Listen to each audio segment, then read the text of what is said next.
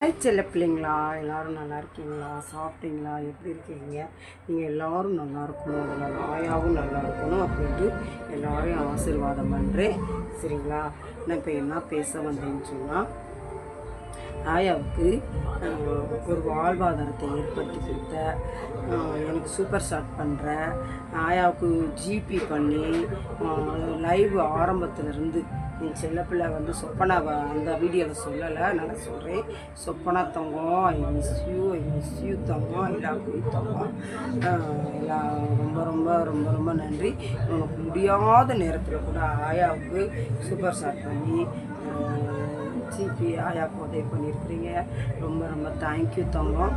இன்றைக்கி கூட வந்து ஆயா அவ்வளோ கஷ்டப்படுறாங்களே, உட்காந்து பாவமாக இருக்குது. எல்லோரும் இங்கே இருக்கிறவங்க எல்லோரும் உதவி பண்ணாலே அவங்க உட்காந்து சாப்பிடலான்னு சொன்னீங்க. தேங்க்யூ தங்கப்பில்லை, தேங்க்யூ தங்கப்பில்லை. அது நீங்கள் சொன்னது தப்பு இல்லை, கரெக்டு தான். இருந்தாலும் நம்ம வந்து ஓடி ஆடி நடக்கிறேன் கொள்கிறேன், நல்லா அங்கிட்டு இங்கிட்டும் போகிறேன் வரேன். இப்போ நான் வெளியே போக வர்ற நடக்க வைக்க தான் இப்போ எனக்கு உடம்பு நல்லா இருக்குது. நான் வீட்டுக்குள்ளேயே இருந்து உட்காந்துக்கிட்டே இருக்கும்போது கூட எனக்கு ரொம்ப டயர்டாக இருந்துச்சு. அதனால் உங்களுக்கெல்லாம் தெரியும், ஆயா நல்லா இருந்தேன்னா ஓடி ஆடுவேன், நான் பாட்டுக்கு பேசுவேன், நல்லா இருப்பேன். ஆனால் இப்போ வந்து கொஞ்சம் முடியலைன்னா நான் வந்து படுத்துங்கிருவேன். எனக்கு முடியாமல் வரவே கூடாது, டயர்டட்னஸ் ஆகவே கூடாதுன்னு எல்லோரும் சாமியை வேண்டிக்கோங்க. சரிங்களா? நான் முதல்ல வந்து இது சொல்லலை, என் ஊர் பேரை. நான் தான் உங்கள் திருப்பாலை வளர்மதி ஆயா. அப்புறமேட்டுக்கு வந்து எங்கள் வீடு வந்து இப்போ கோரிப்பாளையத்தில் இருக்குது. கோரிப்பாளையத்தில் வாங்க, நம்ம எல்லோரும் சேர்ந்து வீடியோ போடுவோம். வாங்க நம்ம வீட்டுக்கு. எங்கள் வீட்டுக்கு கோரிப்பாளையத்தில் தான் இருக்குது. என்ன ஆயா, திருப்பாலையில் நல்லா தானே இருந்த, இப்போ ஏன் ஆயா கோரிப்பாளையத்தில் வந்து இருக்கேன்னு உங்கள் மனசில் தோணுது, கேட்குது. நான் ஒன்று உங்கள்கிட்ட எல்லோரும் கேட்குறேன், சொல்கிறேன். உங்கள் காலில் கூட விழுந்து கும்பிட்றேன், உங்கள் தயவு செய்து சொல்கிறேன். பெத்த தாயை, ஒரு வயசானவங்களை யாருமே கொடுமைப்படுத்தாதீங்க, வெளியே போன்னு சொல்லி விரட்டாதீங்க. அந்த அளவுக்கு தாயின்றவங்க வந்து தவறெல்லாம் பண்ண மாட்டாங்க. ஆனால் இந்த வளர்மதி வந்து சத்தியமாக சொல்கிறேன், நான் வந்து அந்த வீட்டுக்கு ஒரு நாயா காவலாக நான் இருந்தேன். அப்படி இருந்தும் அவங்களுக்கு நான் என்னால் முடிஞ்சதை செஞ்சேன். ஆனால் நான் ஒரே ஒரு தப்பு பண்ணிட்டேன். அது என்ன தப்புன்னு சொன்னால், இந்த பிள்ளைங்களை ஹாஸ்டலில் கொண்டு போய் நான் சேர்த்து படிக்க வைக்கலை. படிக்க வைக்காதனால தான் இப்போ அவங்களும் கஷ்டப்படுறாங்க. அவங்க என்ன தான் என்னை விரட்டி வெளியே விட்டாலும் பெத்த தாய் தானே நான், ஒரு தாயாவோ சொல்கிறேன், உணர்றேன். அவங்கள படிக்க வைக்கலையே, அவங்கள ஹாஸ்டலில் கொண்டு போய் படிக்க வச்சுருந்தா அவங்க நிலைமை நல்லா இருந்திருக்குமே அப்படின்னு சொல்லிட்டு நான் மன வருந்த தான் செய்கிறேன். இருந்தாலும் அவங்க வந்து அவங்க புரிஞ்சுக்கிட்டாங்களோ புரியலையே தெரியலை. இருந்தாலும் அவங்கள கம்பல் எடுத்து கும்பிட்றேன்.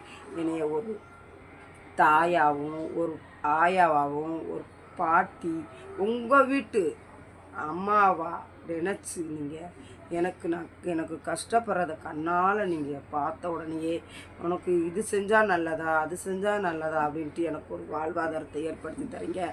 சம்பளம் வாங்கிட்டீங்கன்னா ஏதோ ஒரு உங்களால் முடிஞ்ச ஜிபி பண்ணி விடுறீங்க.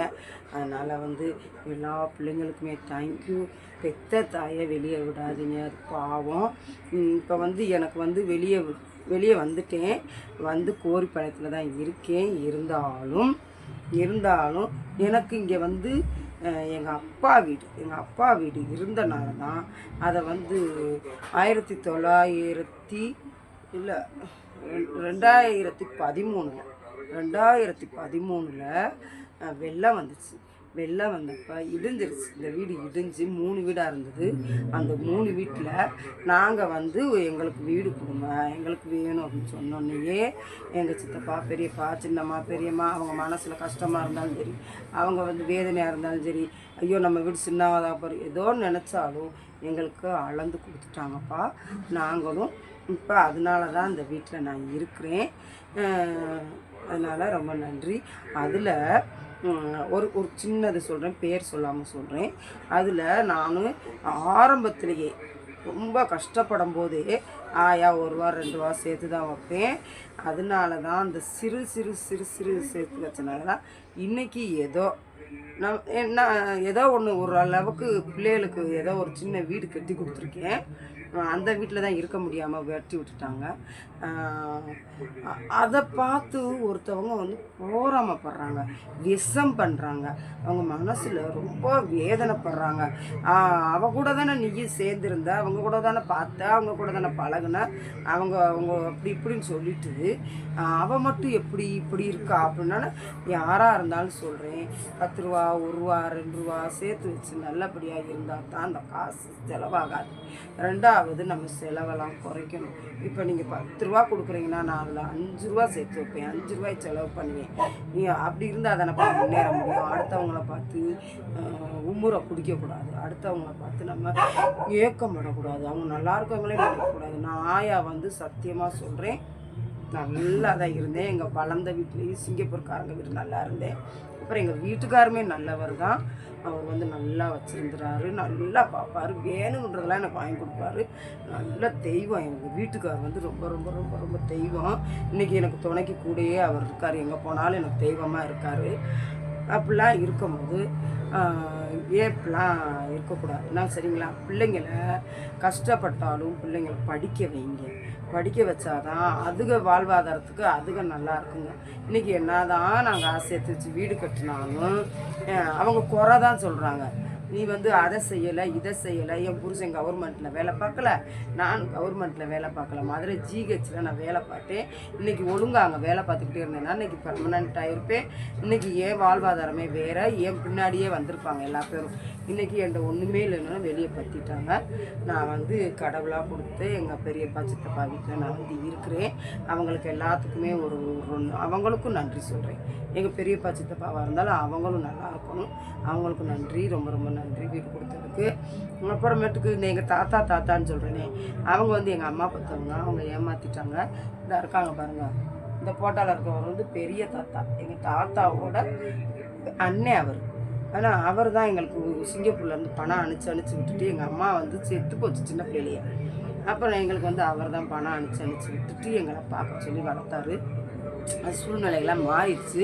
இப்போ மனச்சாட்சி இல்லாமல் எங்களுக்கு அவங்க காசும் தரமாட்டுறாங்க, எங்களை வந்து பார்க்கவும் மாட்டுறாங்க, எங்களுக்கு எதுவுமே தரமாட்டுறாங்க. அதுக்கு கடவுள் தான் பதில் சொல்லணும். இப்போ அவங்க சொல்லுவாங்க, போ பங்காளி வீட்டில் போய் வீடு கேளுன்றாங்க. அன்றைக்கி எங்கள் பங்காளி வீட்டில் எங்களுக்கு வீடு கொடுத்துட்டாங்க. எங்கள் அப்பா வீட்டில் நான் வந்து இருக்கிறேன். இது இல்லாட்டி நான் எங்கே போவேன் மக்களே. இவ்வளோ நேரம் பேசினக்கு நன்றி நன்றி நன்றி. முடிய போது 8 நிமிஷம் பேசியிருக்கேன். இதை கடைசி வரைக்கும் பாருங்கள் மக்களே. எல்லோரும் வாழ்க வளமுடன். நன்றி. எதுவும் தப்பு பண்ணி பேசியிருந்தேன்னா மன்னிச்சிருங்க, தவறாக பேசியிருந்தாலும் மன்னிச்சிருங்க தங்க.